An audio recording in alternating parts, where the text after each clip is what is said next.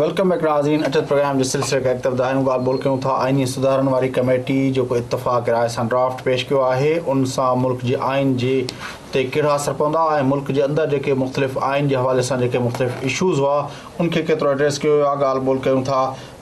असां सां मौजूदु आहिनि जनाब ताज हैदर साहब ऐं शहाब वस्तो साहब। जी शहाब साहब, ॻाल्हि ॿोल पहिरीं तव्हां जेके 4 बुनियादी फैक्टर ॿुधाया आहिनि, छाकाणि फॉरेन पॉलिसी ऐं इंटरनल पॉलिसी जो उन ते इम्पैक्ट जेको आहे उहो कंहिं हवाले सां कॉन्स्टिट्यूशन जो फॉर्म में कोन थो अचे, उहो पॉलिटिकल त मसइलो थी सघे थो।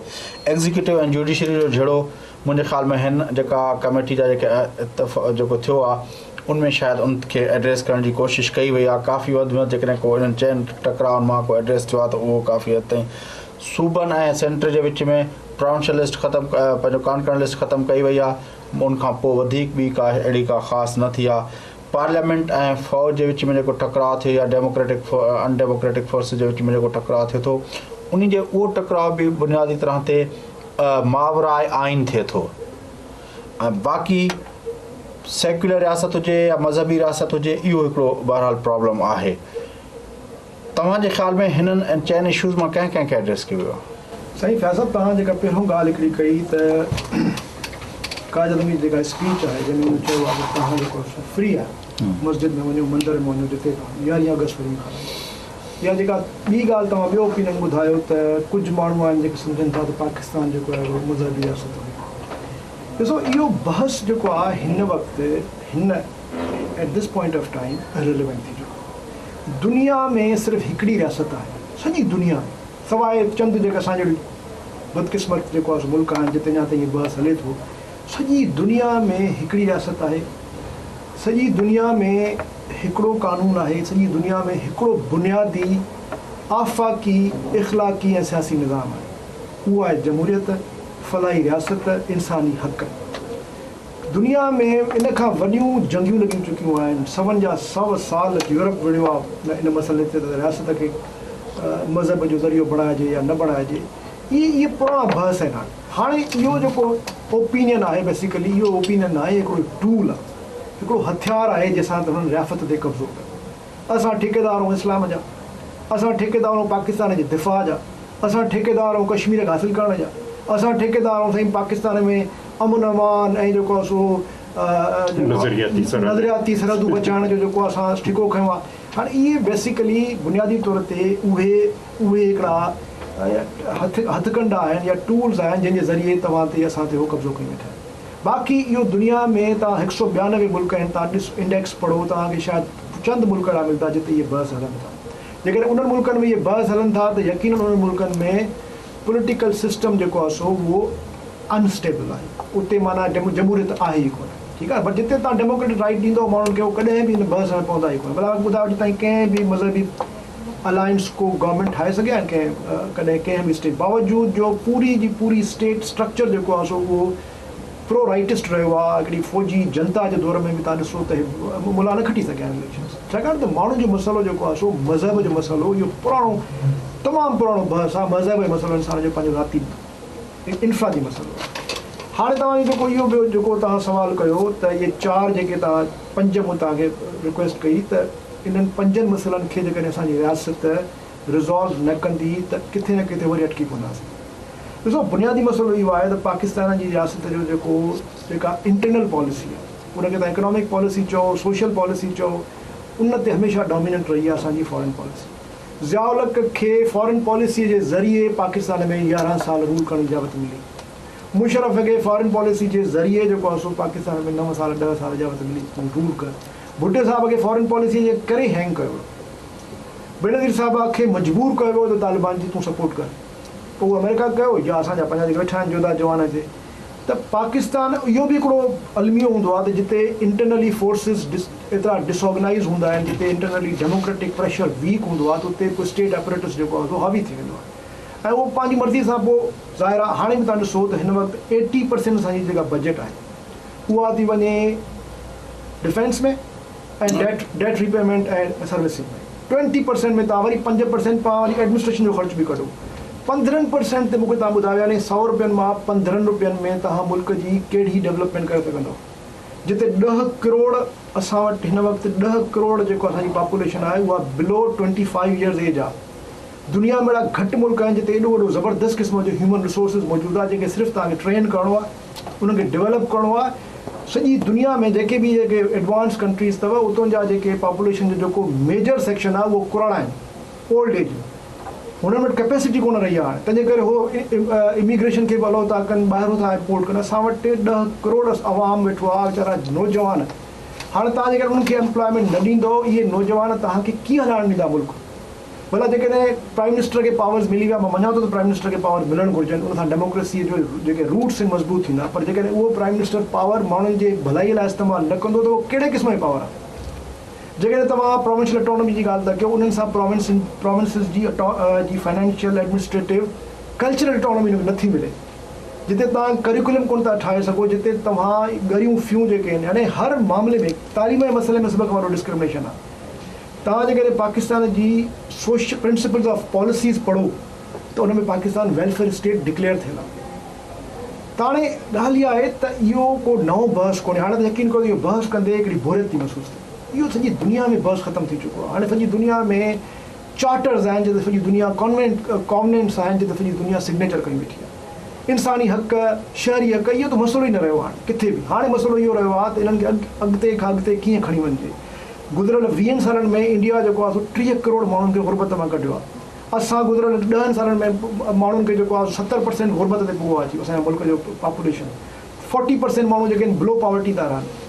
हाणे इहे मसइला आहिनि। हाणे इन में तव्हां जेकॾहिं हिन एलिटिस्ट झेड़नि में जेको आहे सो पिया मुल्क खे हलाईंदो, कश्मीर फतह करिणो आहे, असांखे अफ़गानिस्तान स्ट्रेटेजिक डेप्थ वठी असांखे घुरिजे अफ़गानिस्तान में, असांखे अमेरिका सां जेको आहे अलाए थियणो आहे, असांखे पाकिस्तान खे हिकिड़ो इस्लामी रिपब्लिक बणाइणो आहे। तव्हां छा इहो चवणु पिया चाहियो त पाकिस्तान जे अंदरि कॉन्स्टिट्यूशनल रिफॉर्म्स या कॉन्स्टिट्यूशनल रिफॉर्म्स न करण वारो इशू जेको आहे उहो रिलेवेंट आहे, असांखे कुझु ॿियनि इशूज़ ते फोकस करिणो न रेलेवेंट आहे। इन हाणे तव्हां ट्रांसलेट करो। पहिरियों भला 1973 जो कॉन्स्टिट्यूशन रिवाइव थियो आहे, ॿियो त कुझु बि न थियो आहे। उहो बि अञा पूरी तरह स्प्रिट में रिवाइव न थियो आहे। छाकाणि त इहा ॻाल्हि बिल्कुलु सही आहे। शरीयत कोर्ट जेका आहे उहा तव्हांजे पार्लियामेंट जे बिल खे पास थियण खां रोके सघे थी। जेकॾहिं प्रेसिडेंट चाहे त पार्लियामेंट जो हिकिड़ो बिल जेको आहे सो शरीयत कोर्ट ॾे मोकिले सघे थो त भई तव्हां हिनखे एजुकेट कयो त हे विदिन इस्लामिक स्पिरिट आहे या न आहे। लैंड रिफॉर्म्स को किया लैंड रिफॉर्म ख़तमु थी वियो। हिकिड़ो केस थियो, उहो बि दगारी साहब जो केस हुयो, जंहिंमें हुननि चयो त इहो लैंड रिफॉर्म सॼो जेको आहे इहो इलीगल आहे। माना त इंट्रेंचमेंट, फ्यूडल इंट्रेंचमेंट, लेबर पॉलिसीज़ तव्हां तबाह करे छॾियूं आहिनि, तव्हां इंडस्ट्रियल इंट्रेंचमेंट कई आहे, कैपिटल मार्केट तव्हां ख़तमु करे, कैपिटल गेन टैक्स ख़तमु करे छॾी आहे, तव्हां कैपिटल ब्रोकर्स खे इंट्रेंच कयो आहे, ब्यूरोक्रेट्स इंट्रेंच आहिनि, मिलिट्री इंट्रेंच आहे। कहिड़ो माण्हू इंट्रेंच न आहे ॿुधायो मां? जेके 10-15 करोड़ माण्हू ग़रीब माण्हू जेको बुख थो मरे उन्हनि खे इंट्रेंच कयो। ॾिसो पाकिस्तान जो, मां आख़िरी ॻाल्हि तव्हां सां कयां, पाकिस्तान जो मसइलो आइन साज़ी न आहे।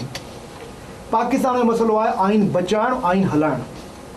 पाकिस्तान खे जॾहिं पाकिस्तान जो आइन जॾहिं ख़तमु करण लाइ अचनि था माण्हू घोड़नि ते चढ़ी, टैंकुनि ते चढ़ी, त माण्हुनि खे रोड ते अचणु घुरिजे, तॾहिं आइन बचंदो तव्हांखे। माण्हू रोड ते ईंदा हिन वक़्तु जेका मौजूदा सूरत हाल आहे, छो ईंदा? माण्हुनि खे कहिड़ी पई आहे जो माण्हू छो चवंदा कंकरेंट लिस्ट जी माण्हुनि छा चङनि भलनि माण्हुनि खे ख़बर बि न पए कंकरेंट लिस्ट आहे छा? ॿियो आहे छा कंकरेंट लिस्ट में?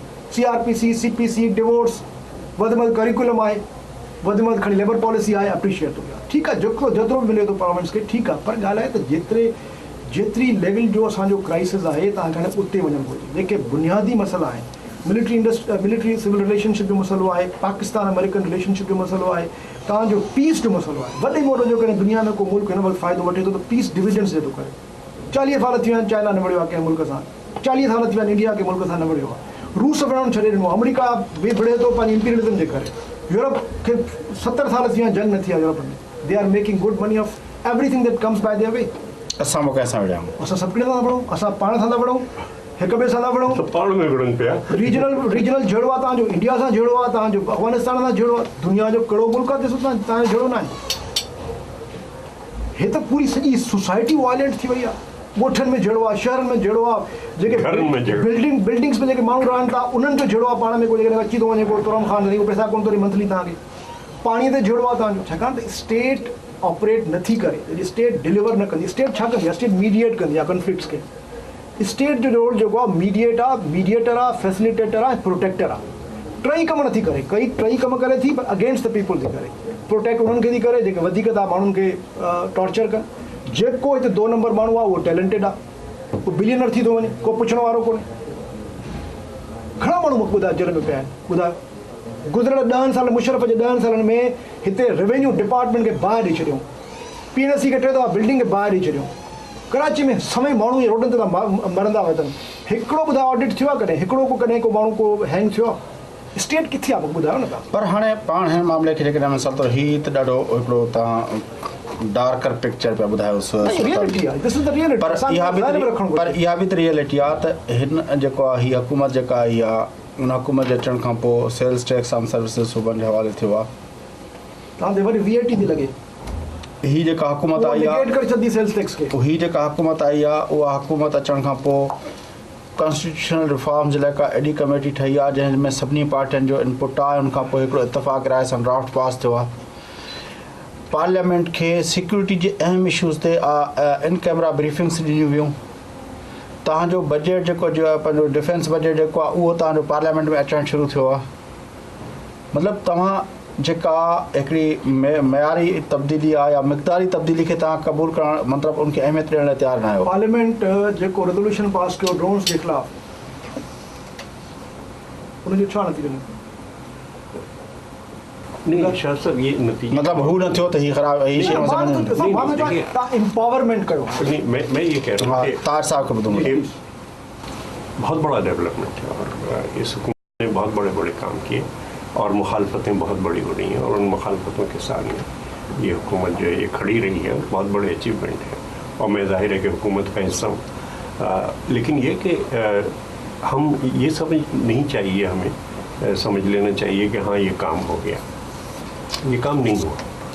इसमें अभी हमें बहुत कुछ करना है और मैं बिल्कुल पार्टी का जो मौक़िफ़ है और जो बात है वो ये है कि हाँ ये तमाम चीज़ें पार्टी इनके ख़िलाफ़ है और हम चार्टर ऑफ डेमोक्रेसी के दस्तखत कर चुके हैं। तो हम किस तरीके से ये अदलिया की जो आमरीत मुल्क के अंदर कायम हो रही है हम इसको, यानी अदलिया एस्टेब्लिशमेंट का मतलब आप कहते हैं ऑफिशियली पाकिस्तान पीपल्स पार्टी समझती है जो चार्टर ऑफ डेमोक्रेसी का एग्रीमेंट था, इस कॉन्स्टिट्यूशनल रिफॉर्म कमेटी ने 40 की रेजोल्यूशन को तो छोड़ो, चार्टर ऑफ डेमोक्रेसी के लेटर एंड स्पिरिट के मुताबिक भी रिफॉर्म्स नहीं की। चार्टर ऑफ डेमोक्रेसी पे भी हम मुतमईन नहीं थे क्योंकि चार्टर ऑफ डेमोक्रेसी में जो बीबी साहिबा शहीद चाहती थी और पार्टी चाहती थी वो ये कि 8वीं तरमीम का खात्मा किया जाए, यानी 12 अक्टूबर की जगह जो ज़िया के जिस वक्त उसने कू किया उस वक्त जिस शेप में आई था उस शेप में पार्टी का मौक़िफ़ ही। वक्फा लेते हैं, वक्फे के बाद आके इस बात पे बात करते हैं। आप दोनों हजरात से मैं पूछना चाहूँगा कि आप जो इतनी बड़ी क्रिटिसिज्म कर रहे हैं तो आपके पास वे आउट क्या है कि कौन सी और रिफॉर्म्स जिनकी बात आप कर रहे हैं कि और काम होना है और काम होना है, वो और काम है क्या? हमें भी एजुकेट करें और हमारे नाज़रीन को भी एजुकेट करते हैं। वक्फे के बाद उस पर बात करते हैं। नाज़रीन वठो था वक्फो, वापस अची प्रोग्राम करते हो दाम तो आसान कर रहे जो।